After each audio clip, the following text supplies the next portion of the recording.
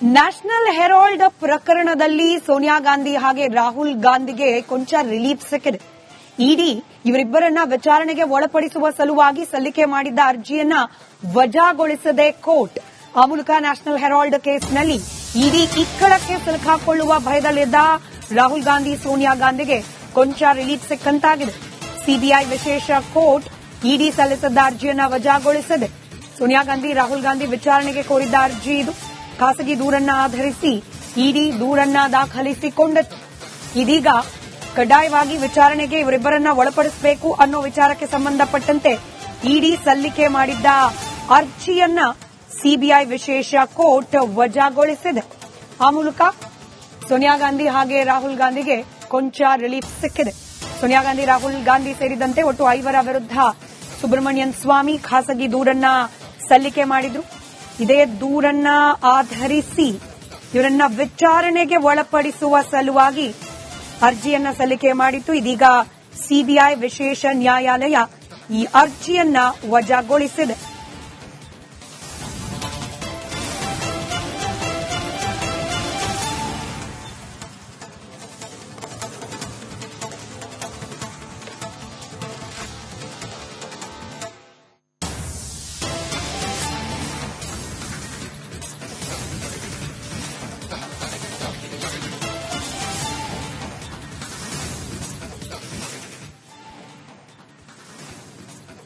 Guarantee ಗೊಂದಲದ ಬಗ್ಗೆ ಉಪಮುಖ್ಯಮಂತ್ರಿ ಡಿಕೆ ಶಿವಕುಮಾರ್ ಪ್ರತಿಕ್ರಿಯೆ ನೀಡಿದ್ದಾರೆ. ಗೃಹಲಕ್ಷ್ಮಿ ಹಣ ಅಕೌಂಟ್ಗಳಿಗೆ ಜಮೆ ಆಗೋದ್ರಲ್ಲಿ ಕೊಂಚ ವಿಳಂಬ ಆಗಿರಬಹುದು, ಆದರೆ ಸಾವಿರಾರು ಕೋಟಿ ರೂಪಾಯಿ ಈ ಗ್ಯಾರಂಟಿಗಳ ಮೂಲಕ ಜನರಿಗೆ ನಾವು ತಲುಪಿಸಿದ್ದೇವೆ ಅಂತ ಹೇಳಿ ಡಿಕೆ ಶಿವಕುಮಾರ್ ಪ್ರತಿಕ್ರಿಯೆ ನೀಡಿದ್ದಾರೆ.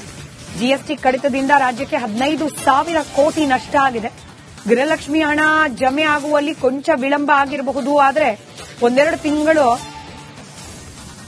ತಿಂಗಳು ದುಡ್ಡು ಬರೆದಿದ್ರೆ ಏನೂ ಆಗೋದಿಲ್ಲ ಅಂತ ಹೇಳಿ ಬೆಳಗಾವಿಯಲ್ಲಿ ಡಿಸಿಎಂ ಡಿಕೆ ಶಿವಕುಮಾರ್ ಪ್ರತಿಕ್ರಿಯೆ ನೀಡಿದ್ದಾರೆ. ನಮ್ಮ ಗ್ಯಾರಂಟಿ ಯೋಜನೆ ನಮ್ಮ ಬದ್ಧತೆ ಇದೆ, ಆಯ್ತಾ. ಟೈಮು ಕೆಲವು ಸಂದರ್ಭದಲ್ಲಿ ಈಗ ನಮಗೆ ಇದ್ದಕ್ಕಿದ್ದಂಗೆ ಜಿಎಸ್ಟಿನ ಕಟ್ ಮಾಡಿಬಿಟ್ಟಿದ್ದಾರೆ. ಜಿಎಸ್ಟಿ ಕಟ್ ಮಾಡಿಬಿಟ್ಟು ನಮಗೆ ಸುಮಾರು 15,000 ಕೋಟಿ ರೂಪಾಯಿ ನಮಗೆ ಲ್ಯಾಪ್ಸ್ ಆಗಿದೆ.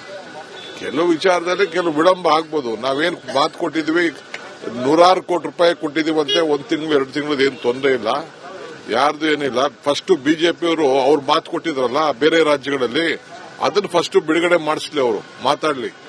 ಅವರು ಈಗ ಸೆಂಟ್ರಲ್ ಗವರ್ಮೆಂಟ್ ದುಡ್ಡು ನಮ್ ಮಾತು ಕೊಟ್ಟಿತ್ತು, ಏನಪ್ಪಾ ಅಂದ್ರೆ ನೀರಾವರಿಗೆ. ಇಲ್ಲ ಇವತ್ತವ್ರಿಗೆ ಹೇಳ್ಕೊಟ್ಟವ್ರೆ. ಮಾದಾಯಿಗೆ ಯಾಕೆ ಗಲಾಟೆ ಮಾಡ್ತಾ ಇಲ್ಲ, ಇದಕ್ಕೆ ಉತ್ತರ ಕರ್ನಾಟಕದ ನಮ್ಮ ಇದು ಅವಾರ್ಡ್ ಕೊಡ್ಬೇಕಪ್ಪ. ನಾವು ದುಡ್ಡು ಕೊಟ್ಟು ಇದು ಮಾತಾಡೋ ಪ್ರಕಾರ ನಾವು ದುಡ್ಡು ಕೊಟ್ಟಿದ್ದೀವಿ. ಇವತ್ತವರೆಗೂ ಅವಾರ್ಡ್ನ ಮಾಡಿಸಿಲ್ಲ ಅವರು, 3ನೇ ಅವಾರ್ಡ್ನ. ಅದಕ್ಕೆ ಯಾಕೆ ಗಲಾಟೆ ಮಾಡ್ತಾ ಇಲ್ಲ? ಉತ್ತರ ಕರ್ನಾಟಕ ಬಗ್ಗೆ ಚರ್ಚೆ ಮಾಡಕ್ ನಾವಿಲ್ಲಿ ಕರೆದಿದ್ದೀವಿ, ಅದರ ಬಗ್ಗೆ ಯಾಕೆ ಇವತ್ತವರೆಗೂ ಧ್ವನಿ ಎತ್ತಿಲ್ಲ? ನಮ್ಮ ಗ್ಯಾರಂಟಿ ಯೋಜನೆ ನಮ್ಮ ಬದ್ಧತೆ ಇದೆ, ಆಯ್ತಾ.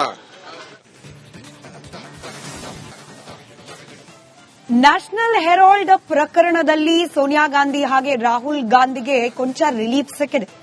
ಇಡಿ ಇವರಿಬ್ಬರನ್ನ ವಿಚಾರಣೆಗೆ ಒಳಪಡಿಸುವ ಸಲುವಾಗಿ ಸಲ್ಲಿಕೆ ಮಾಡಿದ್ದ ಅರ್ಜಿಯನ್ನ ವಜಾಗೊಳಿಸದೆ ಕೋರ್ಟ್.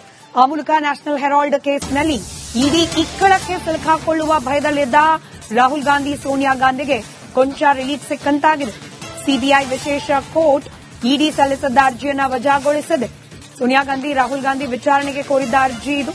ಖಾಸಗಿ ದೂರನ್ನ ಆಧರಿಸಿ ಇಡಿ ದೂರನ್ನ ದಾಖಲಿಸಿಕೊಂಡಿತ್ತು.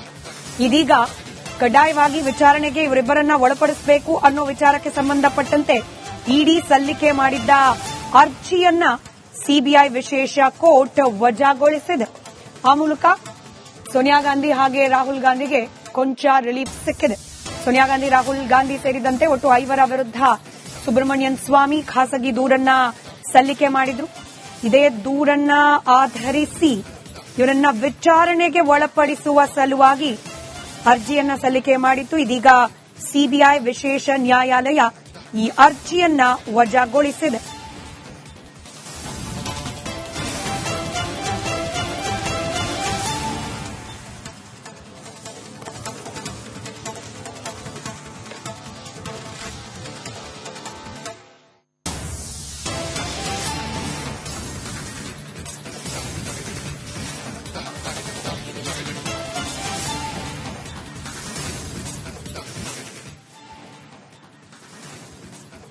ಗ್ಯಾರಂಟಿ ಗೊಂದಲದ ಬಗ್ಗೆ ಉಪಮುಖ್ಯಮಂತ್ರಿ ಡಿಕೆ ಶಿವಕುಮಾರ್ ಪ್ರತಿಕ್ರಿಯೆ ನೀಡಿದ್ದಾರೆ. ಗೃಹಲಕ್ಷ್ಮಿ ಹಣ ಅಕೌಂಟ್ಗಳಿಗೆ ಜಮೆ ಆಗೋದ್ರಲ್ಲಿ ಕೊಂಚ ವಿಳಂಬ ಆಗಿರಬಹುದು, ಆದರೆ ಸಾವಿರಾರು ಕೋಟಿ ರೂಪಾಯಿ ಈ ಗ್ಯಾರಂಟಿಗಳ ಮೂಲಕ ಜನರಿಗೆ ನಾವು ತಲುಪಿಸಿದ್ದೇವೆ ಅಂತ ಹೇಳಿ ಡಿಕೆ ಶಿವಕುಮಾರ್ ಪ್ರತಿಕ್ರಿಯೆ ನೀಡಿದ್ದಾರೆ.